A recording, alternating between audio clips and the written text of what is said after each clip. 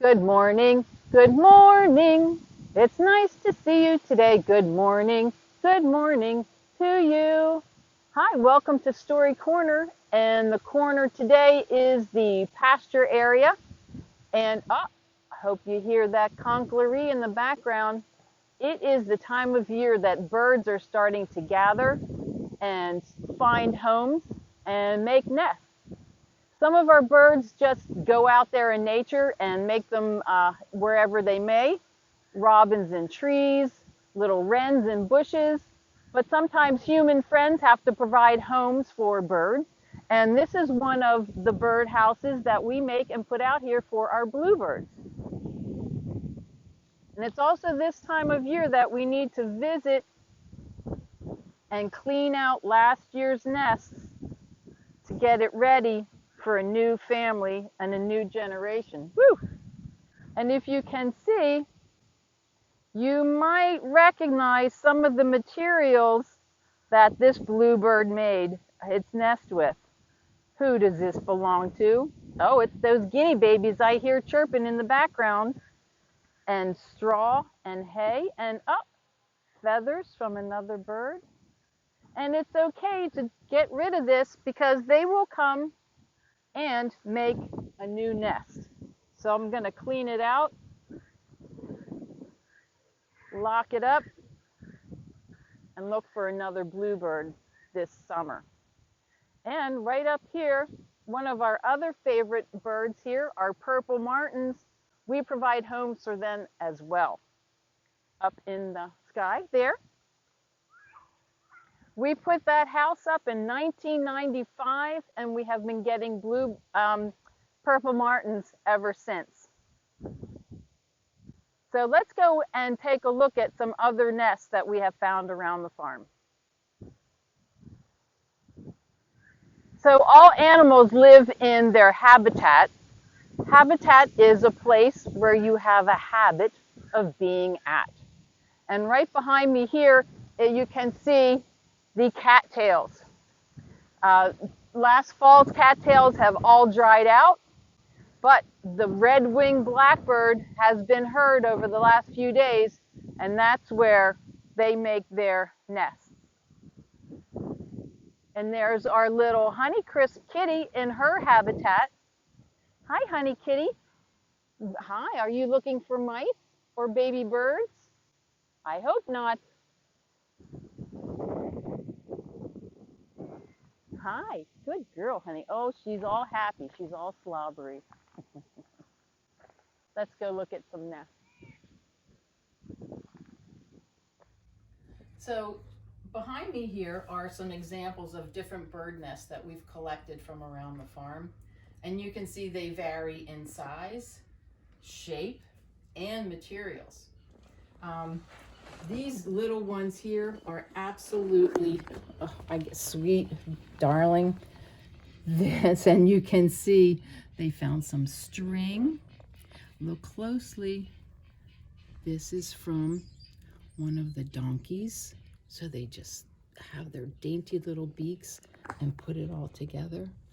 This one here is a classic robin nest, and it's heavy, and you can see the mud here. Straw, grass, leaves, and again, this looks like some sort of plastic string that they found. This one looks like a fairy nest. You can see the moss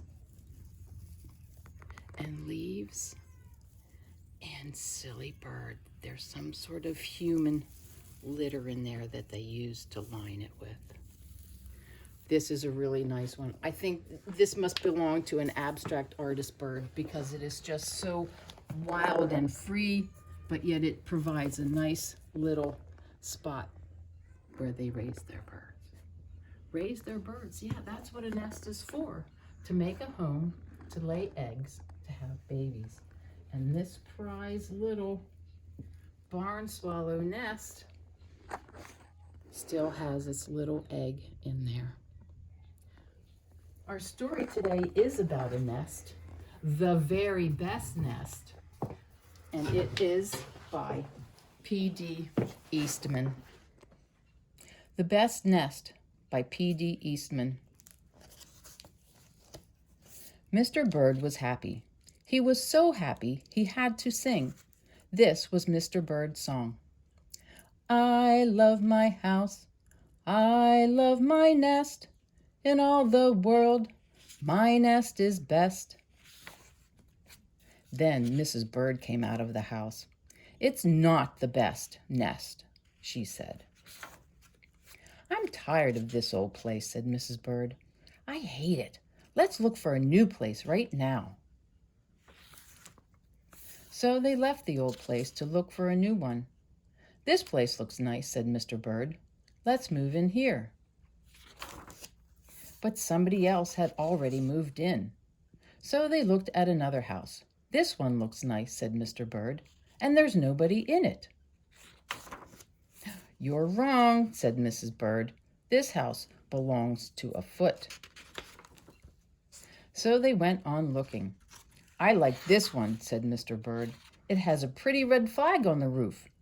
I've always wanted a house with a flag, said Mrs. Bird.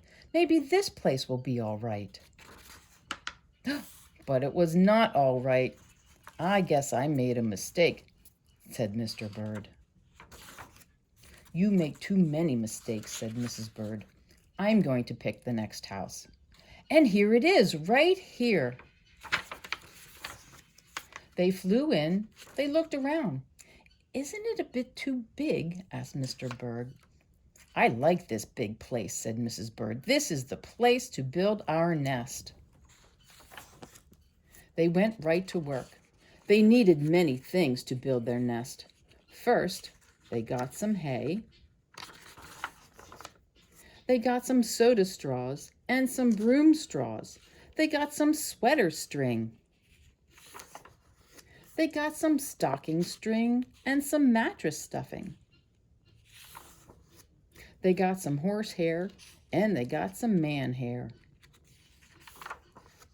Soon they all had the hay, all the straw, all the string, all the stuffing, all the horsehair, all the man hair they could carry. They took it all back to build their nest.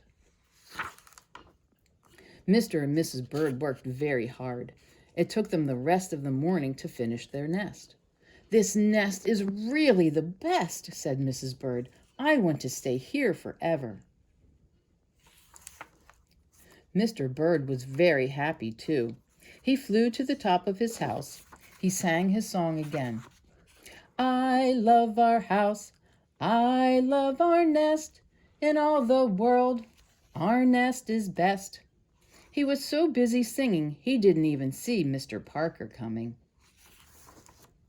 Every day at 12 o'clock, Mr. Parker came to the church.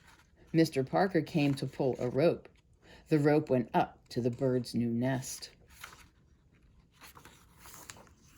The rope rang the big bell right under Mrs. Bird's nest. Bong, bong, bong. Mrs. Bird got out of there as fast as she could fly. Bong, bong, bong.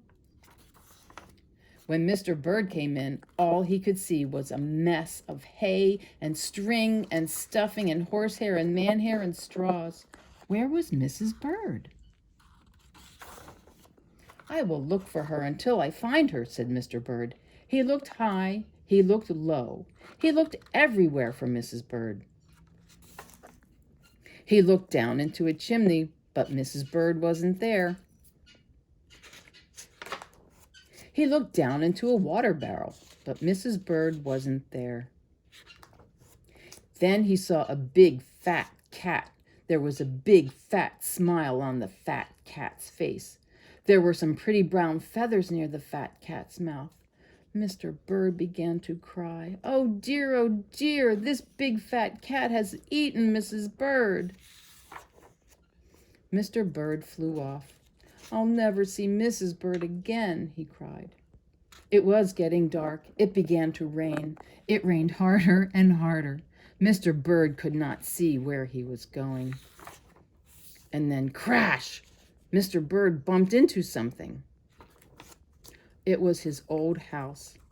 That old house that Mrs. Bird did not like. "Well, I'll go inside," said Mr. Bird. "I'll rest here until the rain stops." Mr. Bird went in, and there was Mrs. Bird sitting there, singing. "I love my house, I love my nest. In all the world, this nest is best." "You, here!" gasped Mr. Bird. I thought you didn't like this old nest." Mrs. Bird smiled. "I used to hate it," she said, "but a mother bird can change her mind, you see. There's no nest like an old nest for a brand new bird." And when the egg popped open, the new bird thought so too. Congratulations, Mr. and Mrs. Bird. And you know what? No matter who makes it, out of what materials, I think it'll always just be their home sweet home. Thanks for visiting. See you next time at Story Corner. And keep listening for those spring birds out there making nests in your yard.